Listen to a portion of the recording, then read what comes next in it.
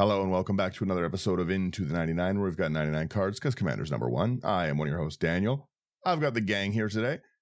We got Brian, we got Sherman, we got Slothy. Brian, how are you doing? I'm tired, but it's a good tired. I was up late playing a new amazing game. I can't talk enough of it. Pal World. It's everything a Pokemon game should have been with fully automated weapons. Oh, battle slavery with weapons. Nice. Yeah, basically, yeah. It's a very interesting concept. Basically, you could set up these little items around your base and they go and do them for you. Like, you don't have to do anything. It's great, but it's a very fun concept for a game. It sounds I like can't Farmville. talk enough, but I don't want to take enough of this time. Sounds like Farmville. It's a whole other podcast. Yeah. How are you doing this week, Sherman? I'll say this right now. I am really glad it is the weekend and we get to record and I get to see you guys. It's been really tough the past couple months for me mentally, from the holiday season and then everyone like messaging after holiday season saying I didn't get this or I want a refund on this or all that stuff. And dealing with people after the holidays is the worst. I kid you not. It is always the worst. It is just mentally draining. So getting together with you guys, talking about random stuff and everything is so refreshing every single time. I look forward to it. So yeah. So what I'm hearing about you is crappy, but I'm feeling better every single time I see you guys. Oh. So you get holiday season and then a refund season. Oh yeah. What? And people are like always rude. Well, not always. Like 90% of the people are rude when they do that. So it is what it is, though. That's still a big bummer, though, right? Yeah, that's why I look forward to seeing you guys and recording. Well, for this topic. I wish we were more exciting to record with. And Slothy, how are you doing? Not too bad. Had kind of a rough start to the week, but past that, been playing a bunch of horror games, so it's been a decent week. Horror games are a good time. Yeah. The last horror game I played was Alien Resurrection, and I don't think I left the very beginning room. Nice. Wasn't for you or what? Cowards. Horror games are a good time. Yeah, the week was weird for everyone. Like, basically right after we finished recording last week, it was like minus 40-ish out, and all I did was I had to go get my car started. So I spent an hour getting cars started. My car's my wife's car, and then ended up doing more work stuff. Like, it was just not a great week temperature wise. So thankfully it is supposed to be warming up next week, though. Finally, it was -9. It was it hit minus 50 this week, and I didn't enjoy that. I was actually opposed to it, to be honest. I didn't leave my house until like 2 days ago. Yeah, it just wasn't great. So the one nice thing is, like I said, my work truck never turns off on this amount of time. Like, they just you don't turn trucks like that off. So every time I got to work, it was nice and toasty, but wasn't great. It wasn't great in the interim. Yeah, getting to work was the rough part. Well, I guess for like people that don't understand how cold that is, like as soon as like anyone with facial hair steps outside in this and you breathe, you now look like Kris Kringle with a white frosty beard. Oh yeah, I had tons of I had the full ice beard more than once. Yeah, and then you step inside and you're like, man, why is my face so wet? Yo. Yeah, no, it was weird. We didn't, like I said, we've talked a little bit about it before. We didn't really get a winter out here for once, right? It was kind of on and off. Like, it would snow a little bit, but it wasn't cold. Like, everything was clear all December, and then not anymore. I'll tell you that right now. Mm-hmm. There's like a waist deep pile of snow on my lawn. Nothing. Apparently, BC got 30 centimeters. Yeah, like that's too much. Yeah, so for BC. Yeah, BC usually only gets rain. Yeah. My friend was like 6 centimeters. The city shuts down, or 6 inches. The city shuts down. It's like, interesting. What do they do with 30 centimeters? State of emergency. Yeah. Statewide holiday for a month. Everybody only has summer tires. Like, they only got up to -7, so like we joke about it, but they're just not used to it. That's it, you know. Mm-hmm. Yeah, like it's I don't know. The weather is kind of interesting. It's definitely delayed some games that we were gonna get playing. Like I'm still waiting for an internet problem to be resolved, and I'll talk about it until I die. But once that they can't fix something if it's buried under a foot of snow. You know what I mean? Like what are they going to do? Frozen. Yeah, frozen send out a soil. shovel crew, right? It's kind of similar to like digging a grave. You can't dig a grave. You can't dig my internet up at this time. Don't die. Don't need internet in the winter, and you're fine. And dead as your speeds are. Yeah, exactly. We're having a funeral for my internet speeds. Yeah, no, it's not great. It's not as wonderful as you would think. But yeah, so we had a bunch of games and then haven't got to get out and play them. So we'll be doing some more stream stuff soon into the new year, as I keep saying, and we will once we stop being frozen. To be honest, though, it is like kind of I don't know how it's been for everyone else where they are, but packing up in minus 30, minus 40 to go to the game store is not wonderful. I thought you were going to talk about like trying to move. Nah. Oh, trying to like move in here? I'd be like, no. Yeah, like people moving. Yeah, your lease is up. Take me to court. I'm not leaving. It's yeah, moving in the winter is like the worst time in the world to move. I thought ranning was, but then when in the winter and you got to contend with dirty snow and just walking through your house and yeah. Oh well, yeah, exactly. It's I'm happy I don't have to move. It's lovely. It's a delight. But yes, we will we'll talk, Sherman. We have an interesting one. We're not doing a deck this week. We're talking a concept. Say what? We're talking a concept that Sherman enjoys. So Sherman, take us away with what it is. Okay, so we had this discussion a few times in past episodes, but mainly we want to talk about the differences between combo and synergy, because the few times we've talked to people, few times we play games with people, they're like, oh, this is like a synergistic deck, and it just combos off on turn 4 or 5. And, you know, we have the opposite where someone's like, oh, this is a combo deck, and we don't see a single combo even after they've gone through like 90% of their deck. And we're just like, you know. And we've talked about it before, like saying like how, you know, you can kind of gauge what kind of environment the person plays when it comes to their group, or not really like what their level is, but like, you know, when you first start off, you kind of go the combo route compared to synergy, and eventually you kind of stick with synergy because it's just more fun than combo. So every time we talk about that, I'm just reminded of a game I played, and I won't name any names, but it was a fun game to me. And I was telling this story on the Rogues Passage podcast last week too. I was playing a Niv Mizzet game, and I hard cast Omniscience. Not a mana rock in sight. Didn't cheat it out. I hard cast it. We're deep into this game at this point with an empty hand, no cards in hand. Niv Mizzet tapped. Omniscience without cards in hand, not a very good card. And one of the people at the table scooped, and they're just like, I hate combo decks. I'm not playing against this. And they left. They went home for the night.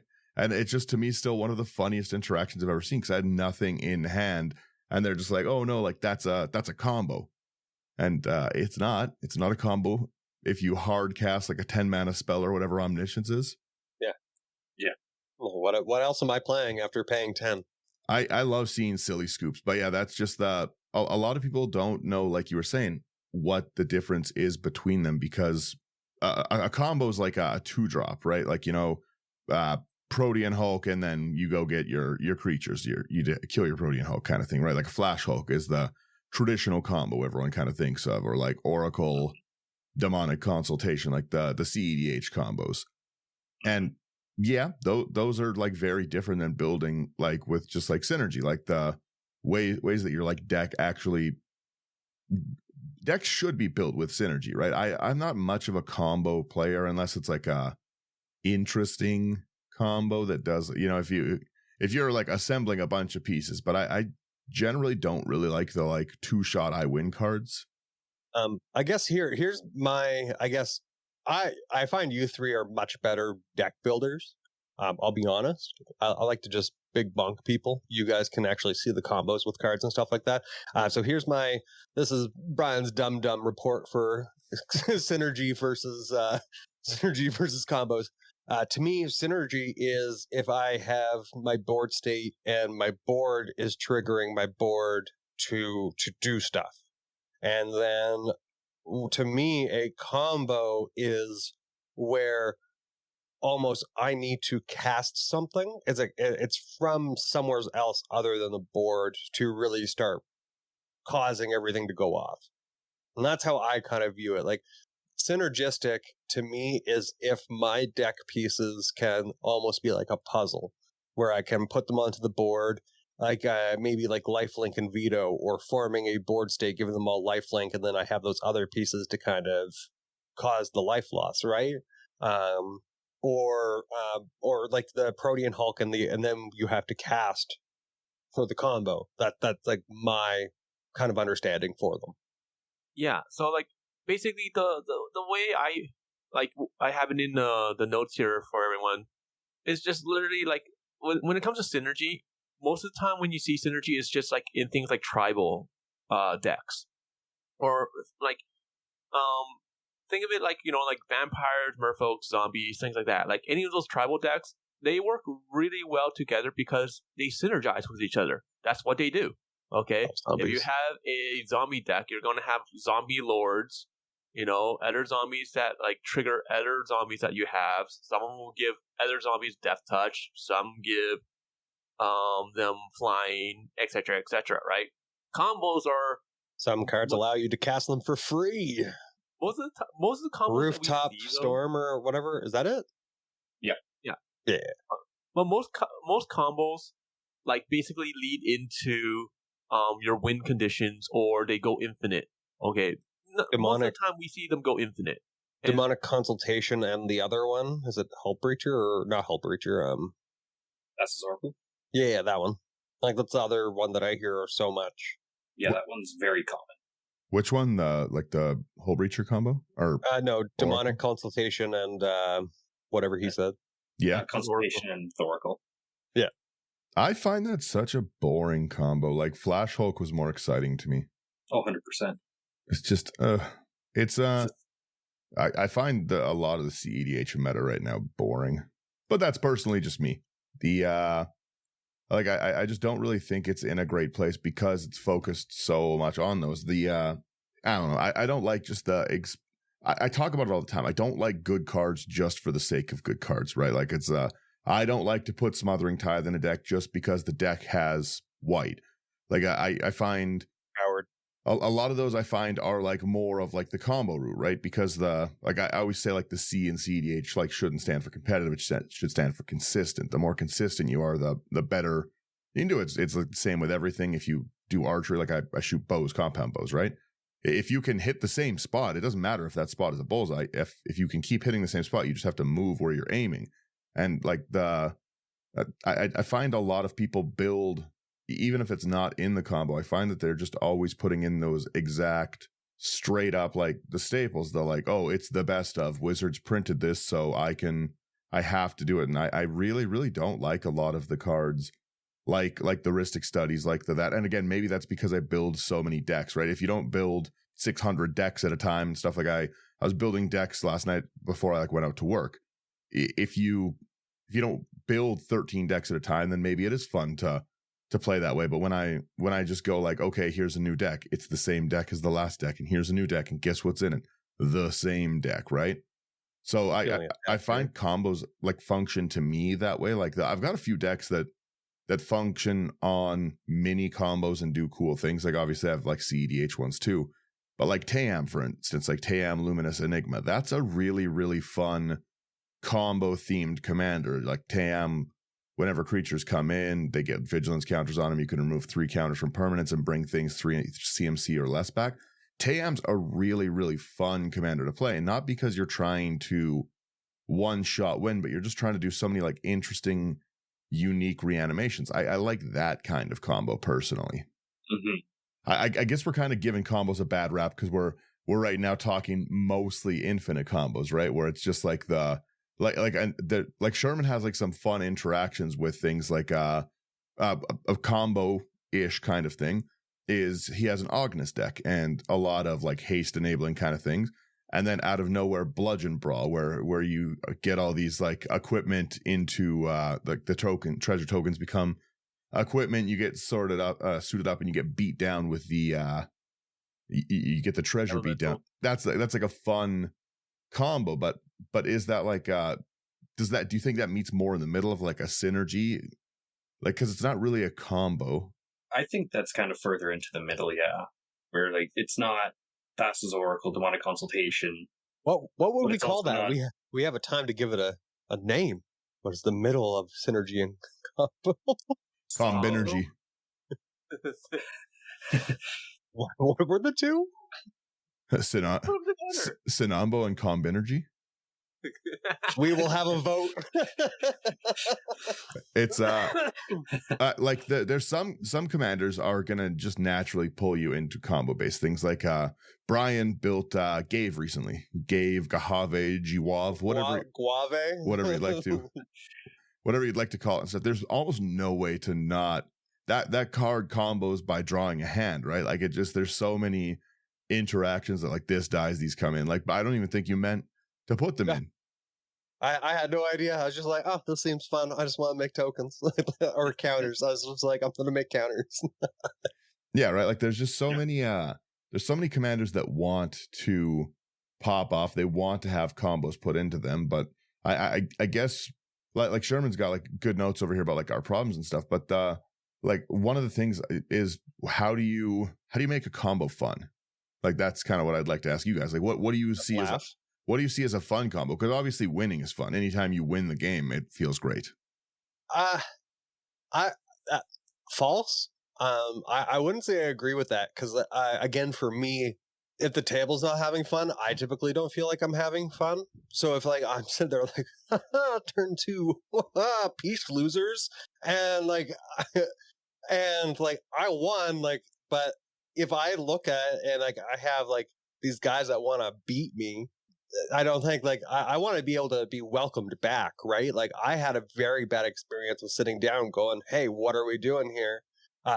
I will be honest, the guy was straight up and said he is competitive. So I was like, all right. But I was like, again, everybody has their own tiering system or whatever. So I went into it, but when I lose 2 games in a row, when I'm coming out for just fun games, 2 games, turn 2 or turn 3. I think even 1 game was turn 0.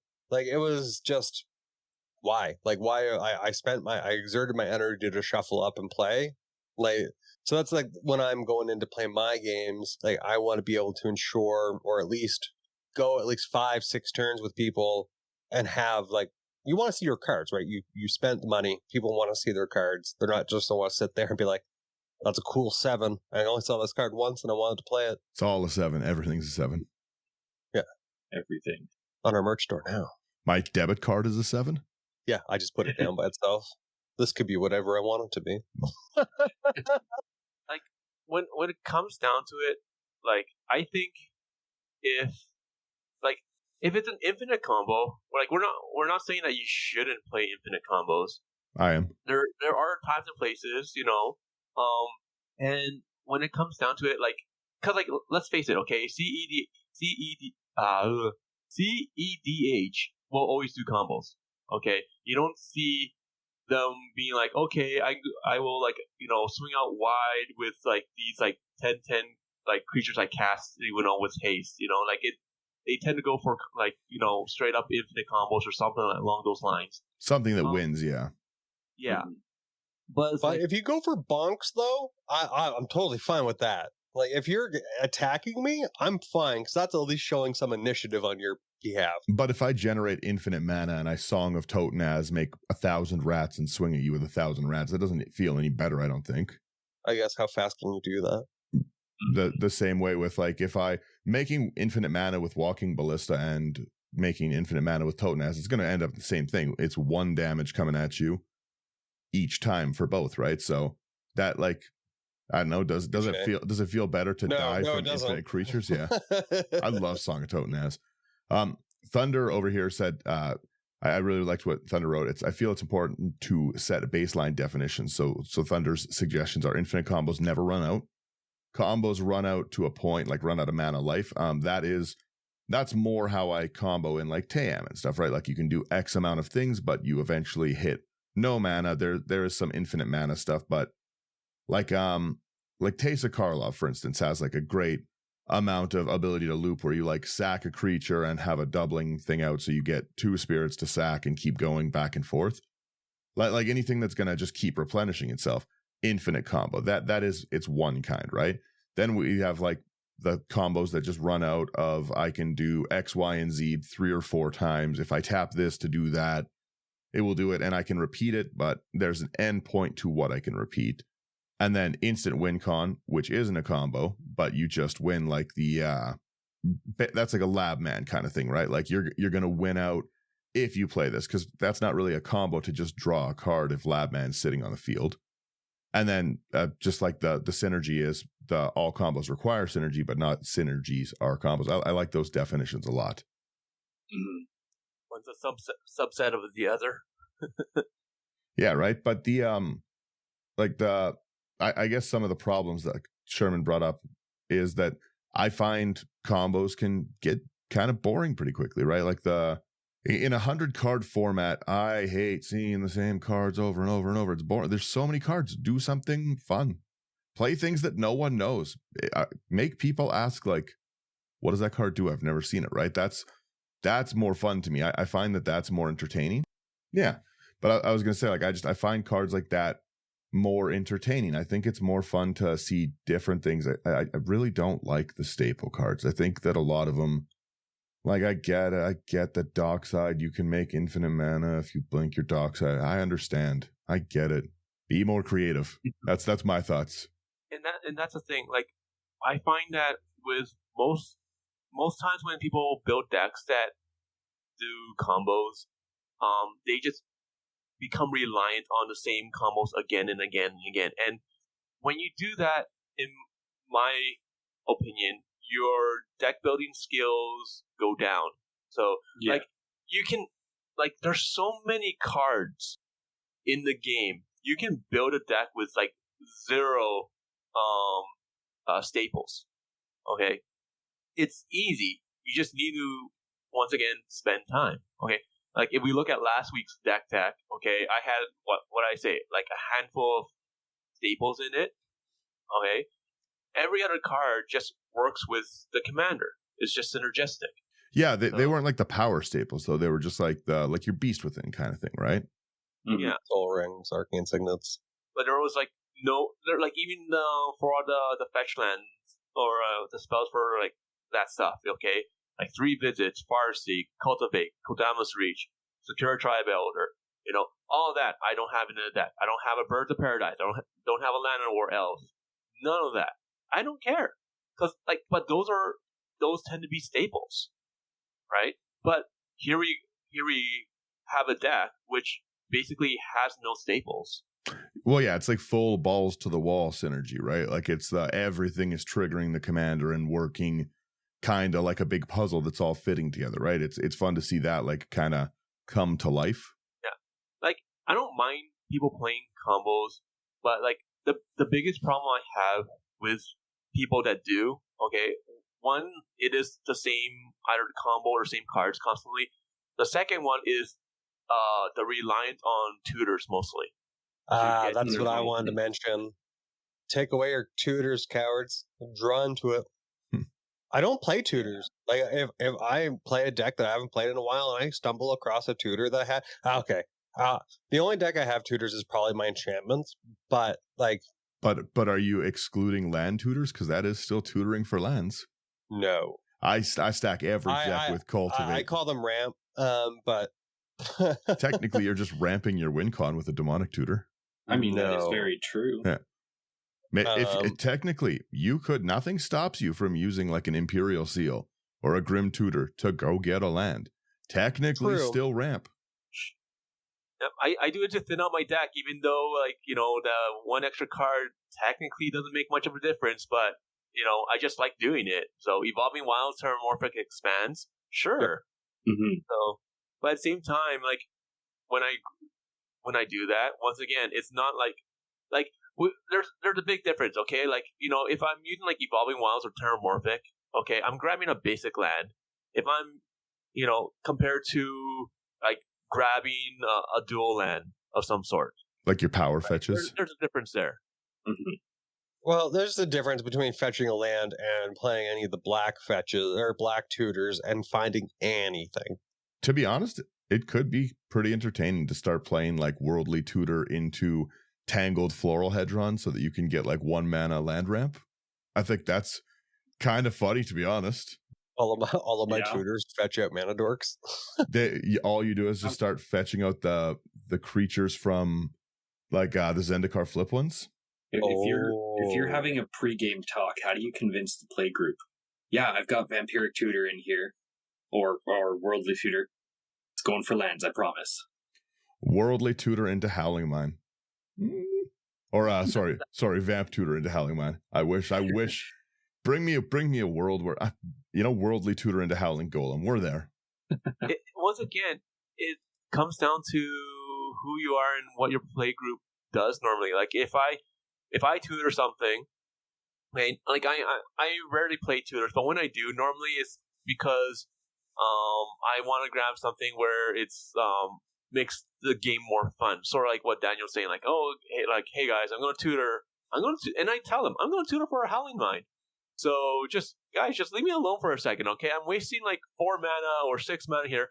I'm just going to try to make the game more fun, okay? And then everyone's like, oh yeah, just do it, you know? And that's not as big of a deal as compared to like, okay, I'm going to grab something, you have no idea, and everyone's looking and it's like, oh, what is it? Is it the combo piece? And whatever. It's like, like there's a difference, right? Like people look at me when I tutor and they're just like, whatever, we don't care.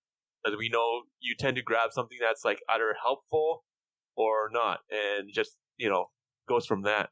Oh, sorry, I accidentally switched my camera there. Yeah, we're going into the infinite with Daniel. There we go. Whoops, I'm infinite comboing the screens. Yeah, that's what I do when I tutor normally. Okay, like I literally just say like, hey, this is you switched Daniel again. I'm just blowing my nose for the video. Oh, gotcha. That kind of reminds me of like my Sliver Overlord deck, because I can tutor in the command zone. Yeah, it's gross. We get it. No. It's not my fault you made bad plays. Like slivers are like a combination of both. Okay, they're very synergistic, and at the same time, like they combo like no tomorrow, right? But if you shut down one part of it, it still keeps on going, which is the hard part. You don't shut down part of it. You shut down it all. You play. Yeah. You play. What's it called? Humility. Yeah. Humility. That was still one of my favorite to-date games. That's still one of the best interactions I have ever seen in the entirety of, playing Magic. Is watching somebody. I was dominating the board with slivers, like just out of control with everything. And like slivers, there's no when this sliver enters counterspell sliver, right?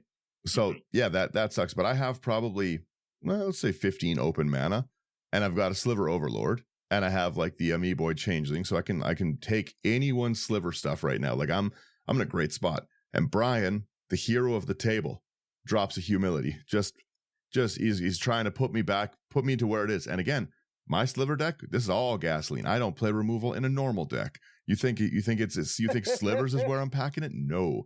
So I've got nothing. Every ETB, every sliver removal that I could get, everything I could tutor with that Overlord, it's all enter the battlefield. It's all dependent on those slivers having abilities. Brian's dropping this thing, and I'm not happy about it. And I say, that's gonna end the game for me. And we have a player at the group again, unnamed player, but it is the same. No, you mentioned Brian. Brian just saved this game. He saved you guys. Brian. I was like, Brian just saved you guys. But again, unnamed player, the same player with omniscience. It's very funny. Just straight out was like, it wouldn't matter if he played that. And I was like, it would. There's nothing that anyone could do if he didn't. And he's just like, oh no, it'll be totally fine. Like I could stop you. And I was like, you couldn't. I'm a menace. This is like the one thing in Magic that could have like really got me, because again, I've got so much mana, I can tutor out any of my things. No, he's like, oh, I'll show you. And he counterspells Brian's humility. Like it's resolving, counterspells it. And Brian's like, are you kidding? And I'm like, okay. So I've got a smile on my face like it's Christmas. Like I'm so happy with this and then they try Talk to about A1 like politics here. Yeah, so I do the exact thing. They start trying to like they flash a board wipe, and I institutor the indestructible. My like the not it's not Hive Lord. Hive Lord. Yeah, I tutor Hive Lord right to the battlefield. Bam, we're good to go.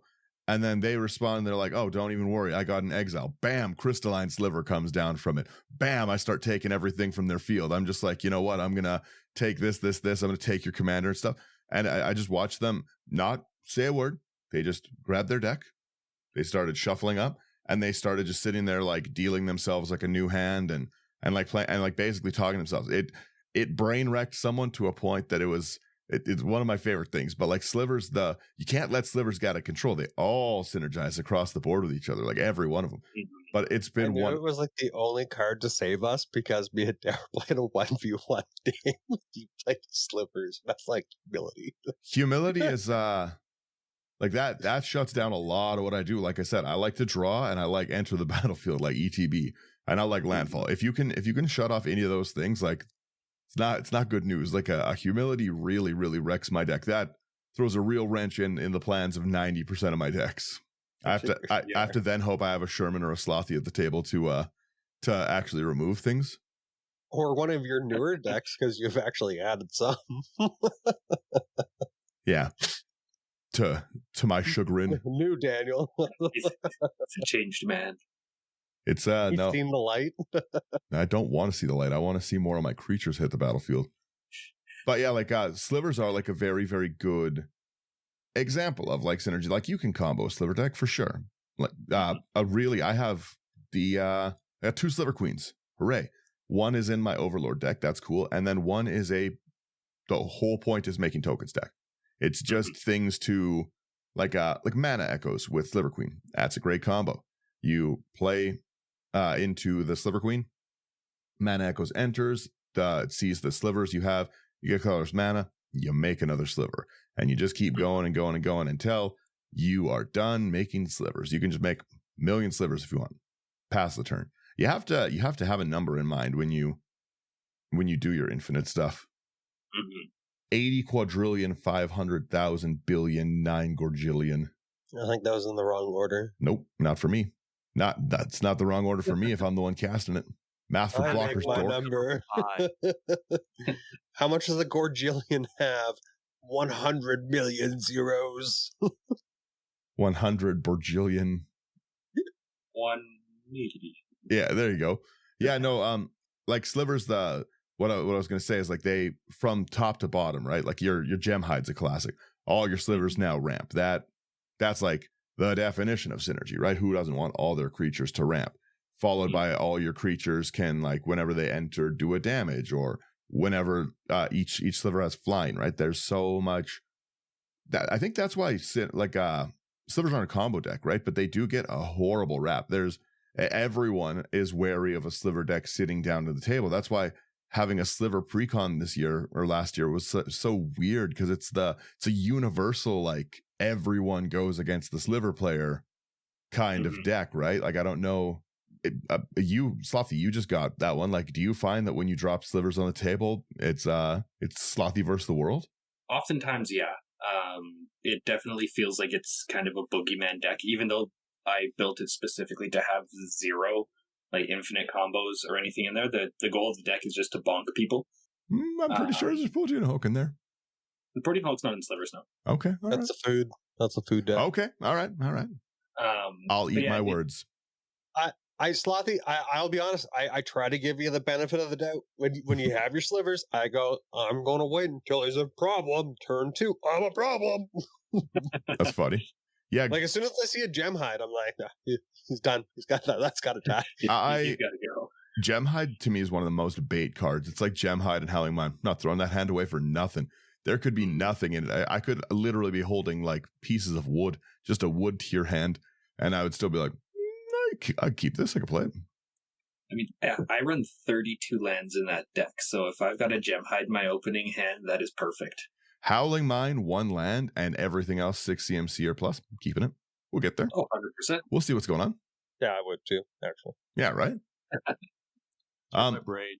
Yeah, but slivers are like the boogeyman of synergies. And honestly, elf decks are getting there too. Like elves have always been like a wild thing, but they just keep really, really giving them everything you can. Mm-hmm. There's like elves are out of control right now. Circle of Dream Druid was like an insane almost thing. as if like wizards are like simping for elves. Like it's elves is everything. Merfolks is everything. Like, please, for the love of God, like I said 2 weeks ago. Like Kavus and stuff, you want more of the different ones. Well, even like do like centaurs, like other fantasy creatures that you haven't touched or you haven't even given like a lord or anything for. Like you have pure creative will and freedom, but yet you just lackluster and repeat and just like, what did the last year's team do? Oh, I'm going to try to sketch over that art, or please stand over there naked so I can paint over certain sections and then throw that on a card. True. Brian has feelings about these. Yeah. Even holy crap, yeah. I came in heated. Even cards like it definitely does feel like it's all like elves, vampires. Well, like they have not been unique for years. I was going to say even Yenna. Yenna is like probably the best enchantment commander that's been printed in a long time. Yenna's crazy. And Yenna just has elf stapled onto it. Yeah, past the pre-colored one, the Bant one, masks. No, I still think that this is better. No. Yenna's, but I was going to say that one was previously probably the top enchantment like deck that I always saw. Yeah. Tuvasa, Asteroid, those kind of things. It's just, Yenna just does so much, like making non-legendary cards, or making legendaries non-legendary so you can double up things like a Calyx, for instance. It's a nutty commander, and then they just stapled on elf. There's no downside now to putting your entire ramp package into just elves and a Priest of Titania. Exactly.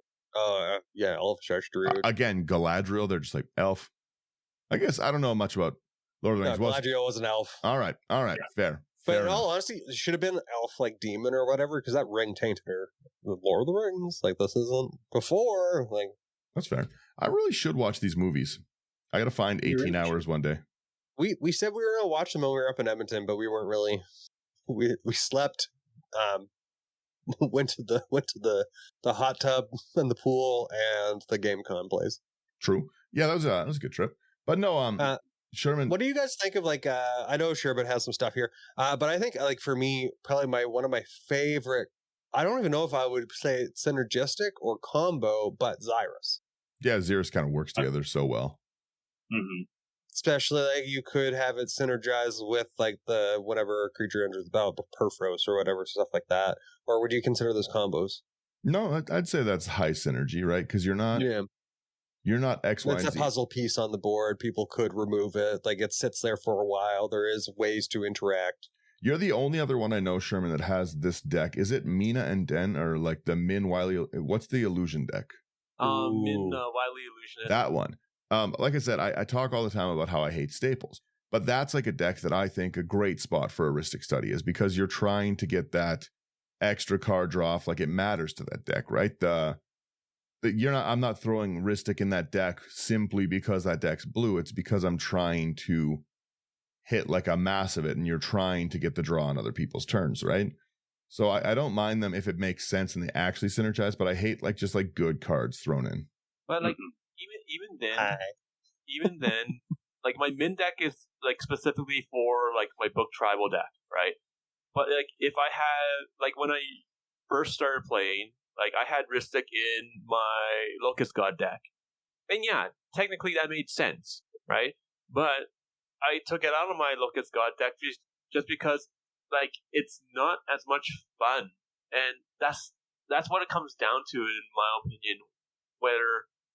When it comes to playing Magic and deciding if I should throw in a combo piece or make it more synergistic, does it make things more fun? Like Min lets me create an illusion if I draw my second card on a turn, okay? But it's only the one like once per turn pretty much, because it specifically says second card. The Locust God says whenever I draw, just create an insect. Okay, so on Slothy's turn, there's a chance I could create 0, or there's a chance I could create like 10. So it's like a big difference, right? And like it just like the card just allows the game to like the whole dynamic to swing to my side in like one turn. Yeah. So, yeah, and that's the thing. Like, you know, like I don't like I'll play combos, but I try to make the combos so that they're not they're not so swingy. You know, like they don't make it so that I'm the target just in one heartbeat. You know. Yeah, I like my synergy when I build it up over time. Like to me, when I'm going in, I'm liking to think that turn like maybe 1 through 4 is my setup phase. Like I'm trying to find kind of key pieces or things that I'd like to try to ramp or kind of expedite my plays and things like that, or at least to kind of maybe get a defender on the field, things like that. And then maybe turn like 6 through 8 or 5 through 8. That is when I'm actively maybe trying to find, but by find I mean either A, like draw cards or things along those lines to look for my win or just keep the game going, right? But like most of the times I see more combos when we decide, hey, that we're gonna play a high power deck. Like I usually tend to see more more combos when we start getting to CDH level decks. I know Daniel likes to say C is for consistent, but like I almost want to say like C is for combo. Well, but not all they're not all combo decks, right? Like it's just consistency. You're just trying to do the same thing over and over and over. I guess it's just my view of it, because that's just what I've primarily always seen as more combo centric or combo win kind of decks over synergy style wins. That's fair. I wanted to get to Sherman's pros and cons list here. I really like that section there. I'll let Sherman start taking it away with some of the pros of like playing, or I guess problems with like playing combos. Like other than I don't like them personally. I totally forgot we had show notes. They're there somewhere. They're here somewhere. Well, like because like this just the topic, you know, like we can just talk about this for hours, right? So, but like yeah, problems combos like what we were mentioned earlier, like reliant on tutors mostly, right? Another one is like that you tend to stick to certain win cons, you know, or the deck tends to be a glass cannon. Yeah, like it's built only to win on that. Yeah. Mm-hmm. But there's two big ones. Okay, and the biggest ones is one, as Daniel has mentioned many times, when you build a lot of decks, if you do the combos constantly, it gets boring. And the second one, as we've all mentioned, is that it can leave the table really salty. Like if Slothy is out and we're like, okay, Slothy's a problem with the slivers and all that stuff, and then suddenly, like, I'm like, okay, I'm going to drop down a Sanguine Bond and an Exquisite Blood. Just like that, in a heartbeat. I win the game. Okay? Like, that win kind of feels like, you know, it's like, wah, wah, you know, like we could have had an epic battle against Slothy, just slinging spells back and forth. But instead, I throw down 2 cards, and I'm like, yay, I win! Yeah, kind of like it's not earned or something. Yeah, like it would leave anyone in the same position a little salty, because like I'm so close to winning.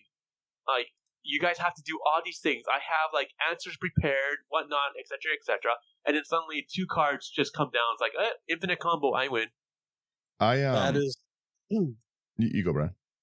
I was gonna say like it's. I've been sitting here for 30 to 45 minutes, and that's the end of, like, it almost can feel like a waste of time. But I think, like, 2 things. Like, number one, combos a lot of times are unwelcome as a win condition when you're trying to play, like, a more casual, right? And that is a problem with it. Like, we, again, I won't name our play group, but we have a play group that, like, they're, like, still fairly new to, like, building decks and everything. And, like, they're very fun to play with, but then, like, they just, like, in every deck right now, just slot in an infinite combo to win. And, like, it's annoying when you see it the first time just come out of nowhere and you're like, oh, okay. But then you know that that's what they're going for. And it goes into my second problem. And the more combos you have in a deck, the less creative I find that you are, because you're trying to go for just that one thing. I know that this is what wins. This is what it is. That's why I hate the current Rule Zero conversation, because if I tell you guys, like, I'm playing Daxos the Returned and I'm going to be like experience counters, I'm trying to make lots of creatures, and my whole win con is making creatures. Well, then you guys know that the only thing you have to do is just keep Daxos off the board, and then I can't make my creatures, right? All you have to do is save your counter spells for Daxos, or like, you know what I mean? Or have board wipes in hand. You know that I only have this kind of a win con. It makes people like less creative on both sides. You don't have to live threat assess, because I've already told you the threat assessment in it. And like combos kind of make you not really pay attention to the board state, I find a lot of the time, because you know that you're not really trying to interact with the board. You're trying to interact with your own deck to get to a win. You want to just, I get to this and I win. So it doesn't really matter if Sherman has a lot of creatures. If Sherman gets a good enchantment out or something like that, that doesn't really matter. You know, like, okay, Slothy slivers are getting a little out of control, but again, I'm only looking for what I can win with. And then, like I said, you kind of lose a lot of creativity in your like victory path, in your threat assessment, because you're threat assessing knowing that it's kind of like you show up to a fist fight and you've got a gun, right? Like you're probably not that concerned about how creative your fighting technique is. You're like, I'll just, and then bang. Like, I only need these 2 cards. Why do I even have the other like 70 something? Yeah, well, and it's just, and again, then you're trying to defend just your combo. That's what I hate about competitive right now, is the entire format is like, let's play 1 or 2 combos, and then every card is to defend or stop that 1 or 2. There's like no creativity in the meta a lot of the time. I really, really find it kind of stale. A lot of people really like it and stuff, but it's just I find there's a lot of very similar deck lists, a lot of like, you see the same things over and over and over again. That the format, I really think, lacks diversity right now. I went to EDH Rec and I found this. Mm-hmm. Right, like that's that. So that's kind of my problem, is that I think that like being combo reliant and going with that, like if you build a combo deck, you're probably gonna be a lot less creative and stuff. Again, there's lots of very clever players who figured out lots of cool combos, and that's great. I'm sure you like some of them, but I just if your whole deck list is like, I read Primer X, Y, and Z, and I'm going to do A, B, and C to now get to hitting this combo, congrats, I win Friday Night Magic. Wow. Like, I think, like, when it comes down to it, the biggest thing to, like, that supports going more synergistic compared to combo is the fact that, because, like Daniel's saying, is that, like, you know, since everything's the same and all that stuff, and like you have to have a better understanding sometimes when it comes to playing synergy compared to combo. Okay, like, don't get me wrong, some combos require a lot of like understanding of the rules and researching and be like, hey, does this actually work or does it not, etc., right? I'm not saying that, you know, no combos, like combos are no brainers, okay? But when you're playing with synergy, like, I really do feel like when you're building around that, you become a better player overall. Okay, because you have to have a better understanding of how to get your cards out, how they have to work together, what are the key pieces, you know, if you remove this, what happens? Because, like, most combos, if you remove one piece, and like you remove that combo piece, okay, the game's over, you have no win con. But at least with synergy, like, you can still try to figure out how to, like, dig yourself out of that hole and win. Yeah, like, I was actually just thinking about it. I was like, Daniel just referred to like bringing a gun to so combos are like bringing a gun to a knife fight. But the way that I see with synergy is, I need to take the time and I need to find some pieces and I need to build my puzzle. And taking it to Daniel's metaphor there, when I look at a synergy, I think of it like, you may show up with a gun, I'm going to have a SWAT team because it's defensive. You have to we're be out able here to jumping. Pardon? I said, we're out here jumping these guys. Let's go. Yeah. Yeah, like, because you need to be able to defend your pieces. You need to be able to still put out pieces on the board. You have to be able to do all of these things to still progress your board state, but keep your stuff. Because if you lose your stuff, then you're losing your synergy. And if you don't have your synergy, then your deck's not doing what it's actually to do. But when it comes to synergy, you may have 3 different cards that fit the same piece. So if you lose one, it's not overly terrible, right? Because I have a replacement somewheres, but maybe it costs 3 more mana. Yeah. I just think that the more right now they're just printing gas, right? It's never been easier to combo. It's never been easier to overpower things because we're not printing staples. Well, yeah, exactly. Wink, wink. You know what I mean? We don't want cards that belong in every deck. Everybody lives, sure. I mean, is it great in every deck? Sure, why not? The only thing they could have done is just staple some draw on that thing. Why not, right? Draw me like your French girls. Yeah, it's just like they keep putting in a lot of these, so it does become more and more like it becomes more and more tempting to want to go into like your combo routes because again, winning's fun, right? And as the power goes up, it's harder to win a game. It's harder to win a game. That I would say it's the fair way. I guess that's the only way to say it. Like it's hard to win. You know, give your group the old fashioned. You want bring a combo because I guess CDH is more a 1v1 where our normal no. All right, so then CDH I find a combo with maybe bringing a grenade, fire in the hole. Yeah, it's like to the other 3. Well, yeah, it's everyone trying to get their same combo, right? But like I said, with the group that right now is just kind of experimenting. We all go through that. Everyone like finds like, oh no, if I put this in this is like super super cool and stuff. It's fun to accidentally find combos that never stop and have like a force draw. That's always entertaining, like a spore mound kind of thing. Spore mound does that with everything. But yeah, like if you can't break your combo, you just end your game. That's a good time. Daniel's done that a few times. Yeah, I have a few things that are just endless loops. Yeah, but every game that you play Calamax, you killed yourself. Yeah, that wasn't that. That was just I just took a bunch of turns up. No synergy in that one. All extra turn cards. I was drawn to nothing. Draw, pass, draw, extra turn, pass, draw. It just Calamax was one that I couldn't find a fun way to play because it was just a lot of those Calamax XR, all of them kind of just go the same way every game. You do X and you benefit. Yeah. Mm-hmm. I do have to agree with Sherman's second point. I don't even know if we actually touched this one, but that when it comes to synergy, like I was mentioning, you need to formulate the board, right? So synergy allows for better understanding of the game as you tend to try new and different cards and interactions. Which then if you're also trying new cards and different interactions, that will also lead into longer and more interactive games with others.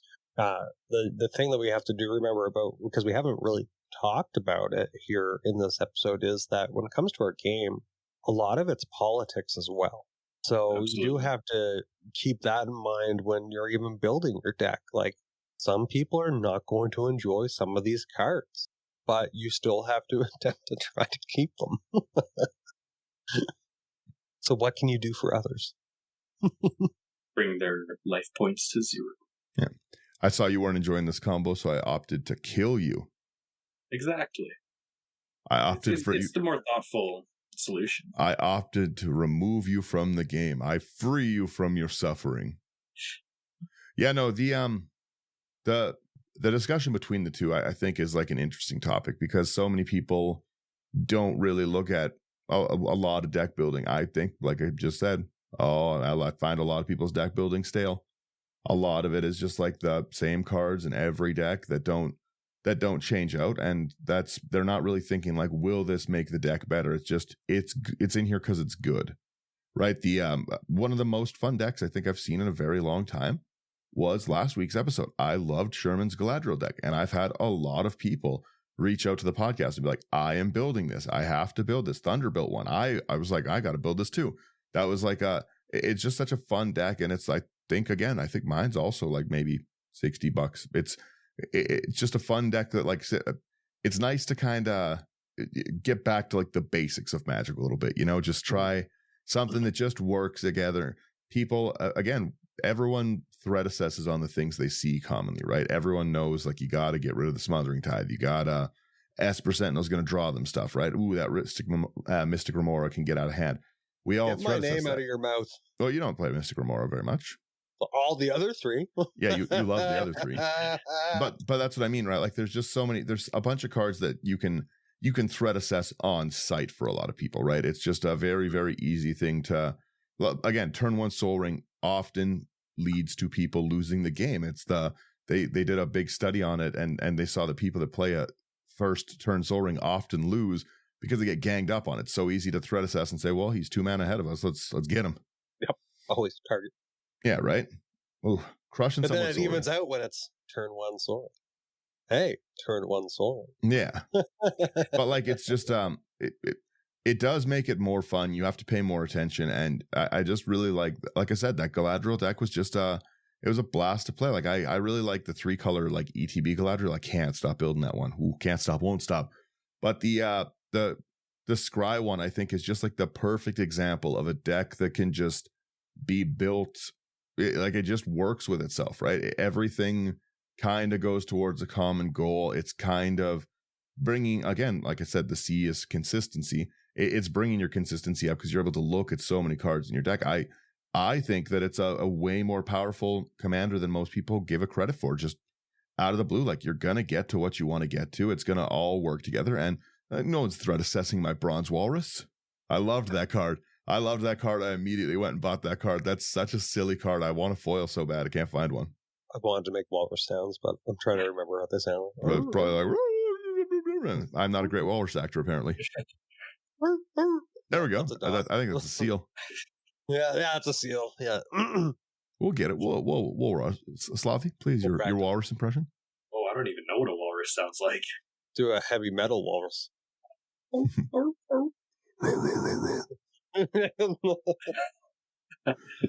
Yeah, on this week's episode, we find out none of us have ever seen a walrus. Oh, I've seen them on TV, but I don't think I've only ever seen them yawn and show their tusks. I don't think I've ever seen them make a sound. And I think that really depressing episode where they all jumped off a cliff. That's BBC World or whatever it was on Netflix. Yeah. All right. Bring everybody down this episode. Peace. I've done my part. It goes to sad piano music as the outro. Everyone's crying. The crying still sounds like better walrus impressions. No, it's did you have anything else you wanted to say on this one, Sherman? Just the only thing I have to say is, like, when it comes down to it, like, once again, just like in the beginning of the show, we don't have problems with people putting in combos. We're not saying combos are bad if you rely on them or whatnot. Like, it's just that when it comes down to it, like, you got to gauge who you're playing against, what your play group's like, and if you want those longer games, okay, like, playing Synergy makes those games more fun. Okay, you have more interaction, stuff like that. If you're playing, like, for example, if Slothy sits down and plays a game and he's asking everyone, like, oh, hey, what's everyone playing in? There's like 2 people that are brand new to Magic and they're bringing out recons. He's not going to crank out his Sliver deck. He's going to bring out something else that probably doesn't have combos, just so that they can, have more interaction, not scare them away from the game, and that's the thing, like, you want to try to be more fair and playing games that are more fair, and playing Synergy, I feel, is better for that as opposed to combo. When I think of combos, I think of the I want problems always. I don't want peace. I want problems always guy. Like, that's to me in combos. Like, I'm pure gas. Like, I don't want anything else. But I think also, like, just like you were mentioning, Sherman, like, when it comes down to Synergy, I guess is another topic. You get the guys, or you get the table asking questions. What does what? So, like, again, you get a communication with the table going. And I think that's the main thing, right? I'm here.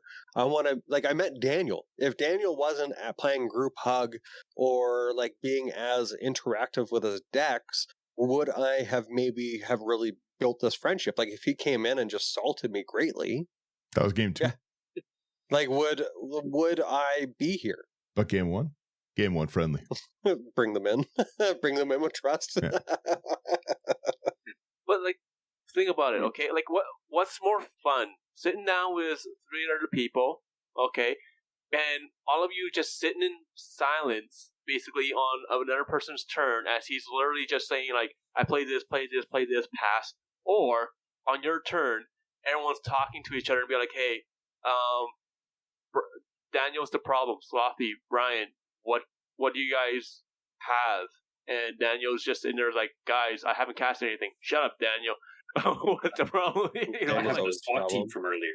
That'll deal with it. I didn't do anything, please. Yeah, like, have a heart. Like, it's more fun, more interactive when you have stuff like that, okay? Like, yes, combos can win out of nowhere, and that's the biggest problem I have. It's just, you get a lot of salty players, a lot of feel bad wins, all that stuff, right? And, like, when it comes down to it, okay, like, I don't know about the rest of you guys, but, like, how many times have you sat down and someone's, like, has this card in their hand they just drew, and just, like, this is a mean card. I don't know if I should play it. Play it.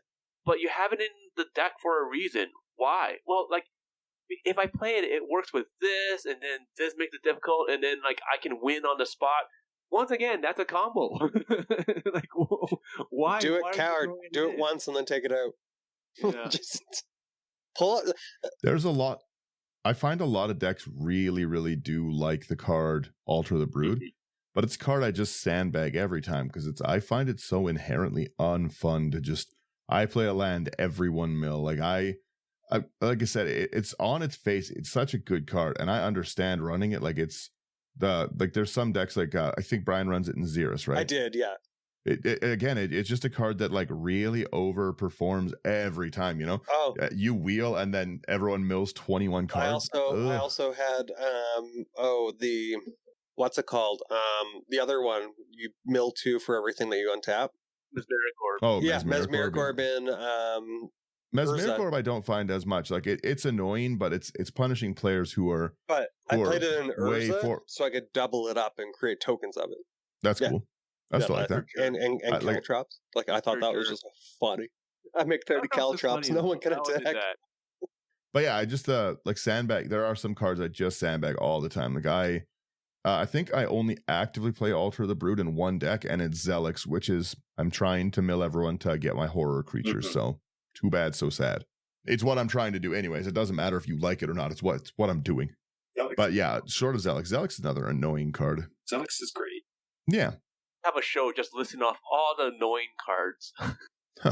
This episode was 18 hours long. Cyclonic Rift was mentioned 18 times by Daniel in the first 4 seconds.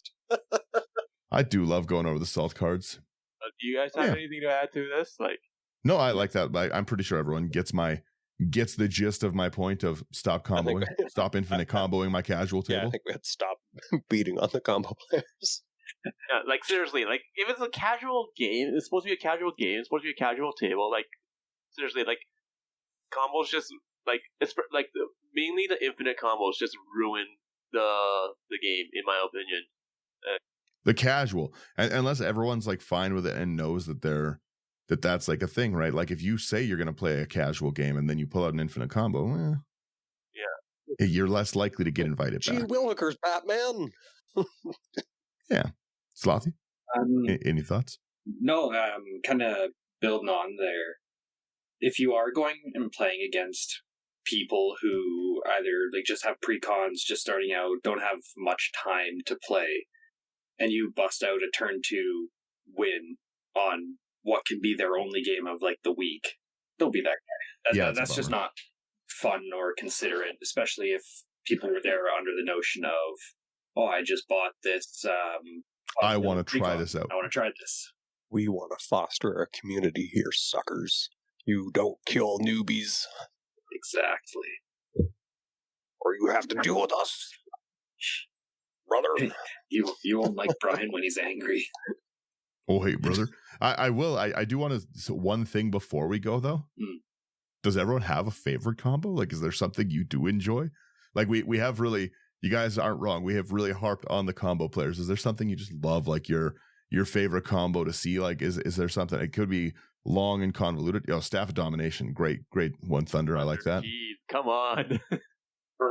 Staff with Elves is, ooh, that's a big one. Currently, I'm really liking Rosie Cotton with Scurry Oak because I like squirrels. I like that. That keeps making squirrels, yes, right? That'll be like whenever another creature enters the battlefield, put a +1/+1 counter on a creature other than, or whenever a token, enters, put a +1/+1 counter on something. So you can keep Rosie, putting it on Scurry Oak. And then on Scurry Oak, when that gets +1/+1 counter, create a squirrel, which is a token, and then keep going with that. That was what I found with Protean Hulk in that game that we played. I like that. Yeah. I have no idea. I think most of my decks are all mainly creature based, right? So I typically I'm more aligned more synergistically. But do you know what? Hey, you guys played with me. What do you guys typically see for like combo wise with me? I have no idea. I'll be honest. I will admit, Brian, you don't play infinite combos. You don't, because like you honestly don't like infinite combos. You find it too greasy. I'm no greaser here. I'm not slicking back my hair and traveling back in time. Daniel, what's yours? That's fair. Mine is like using it's in my my Team deck. It's Weaponcraft Enthusiast. It's the like if you haven't seen it, it's a Fabricate card from like Kaladesh. It's an uncommon. It's got Fabricate 2 when it enters. Put 2/1 counters on it, or you make 2 colorless servos. I love it as like a combo generator piece because it's technically like you can have it come in as a 2/3 or a 0/1 with 2/1/1s. And then Team, whenever creatures enter, they enter with a counter on it. Yeah, so they enter with vigilance counter on it, so they've got things that you can remove still.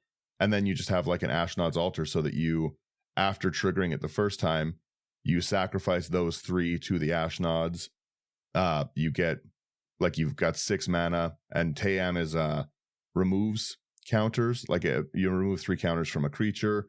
Top 3 cards go into the graveyard, then you return a permanent with CMC 3 or less. So you just keep bringing back Weaponcraft Enthusiast, and it basically lets you like full combo your deck out. Like I really like it with Team, and it's the like if I get an Ashnods and a Team out, and no one has an instant answer to Ashnods or Team, I'm just gonna generate infinite mana, bring everything I want into my deck back. So I get like infinite enter triggers, and it's very fun. That's my favorite one. Team is the, like, talking about the episode when I said that Team's fun. I just really, really genuinely enjoy the combos that are built into Team because they get so silly so fast. But I don't play Team very often because of that. Last time I saw it was back in the day when Ikoria was a thing.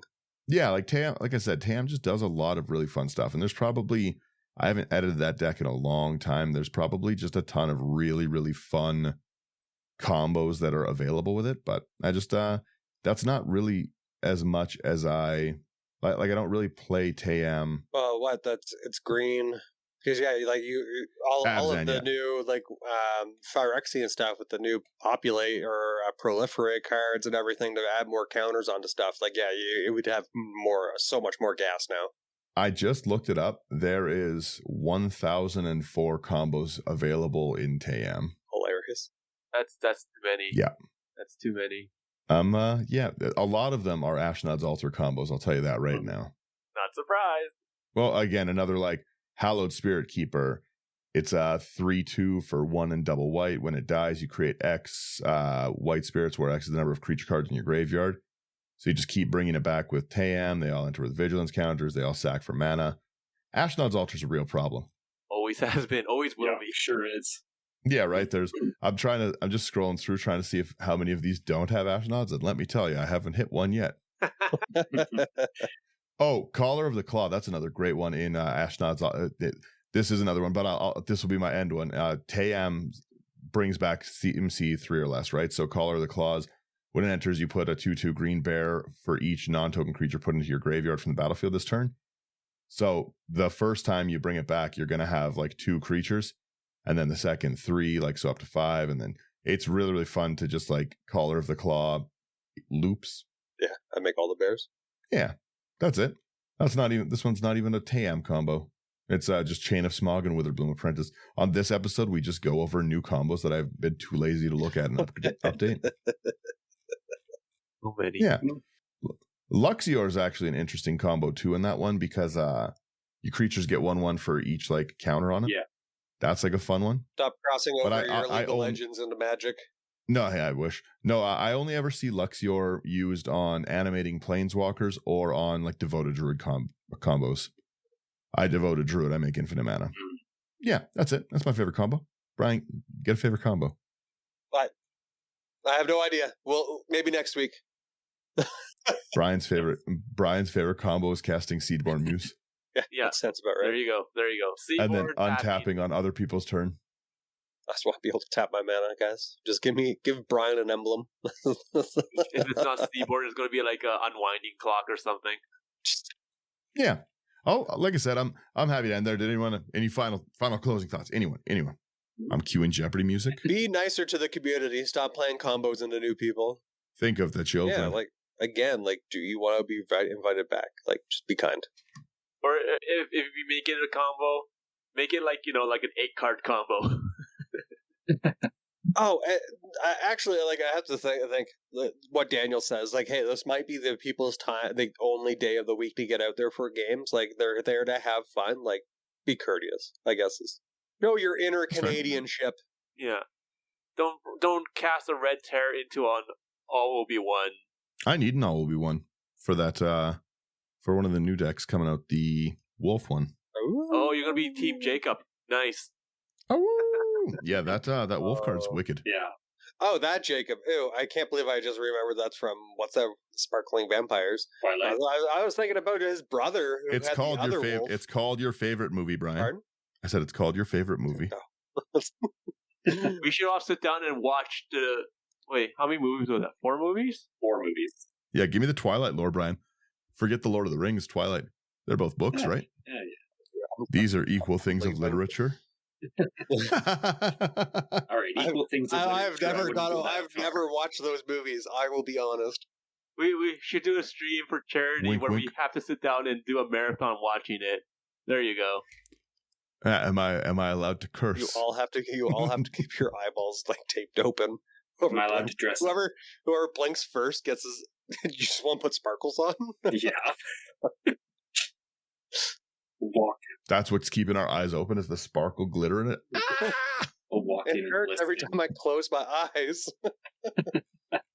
Why does it hurt to breathe? Yes, I will. I'll end us there. Here, where's my button? Yeah, just the intro is me screaming. Thank you guys so much for getting through this episode again. We like to rant. If you like our content, go over to intothe99.com. Everything can be found there. If you haven't already liked and subscribed, you should. It really helps us out. And give us a rating. I really like. Really can't harp on enough on that it helps us get noticed, and let's keep doing this. So definitely rate the show. Tell your friends about it. Give us a 5. Say you love my opinions. That's yeah, exactly. Leave a psych riff should be banned in the comments. You guys get it. If you want to support us above liking and subscribing and stuff, Patreon's a great way to do it. Really easy to come over and build decks with us. Lots of great patrons, and again, lots of great ideas for the new year. The winter's been kind of crazy. We haven't really been able to get together as much with again -50. How do I tell my friends to come over in -50 and but other than that, yeah. Thanks so much for getting through it. And Abyss Proxy Shop, promo code IT99 if you want a discount for some of these comboing cards. Yeah, that's it. You guys take care now. Later. See ya.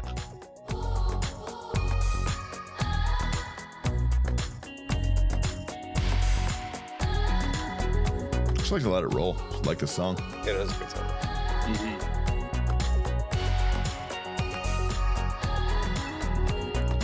Abruptly end. That's just rude.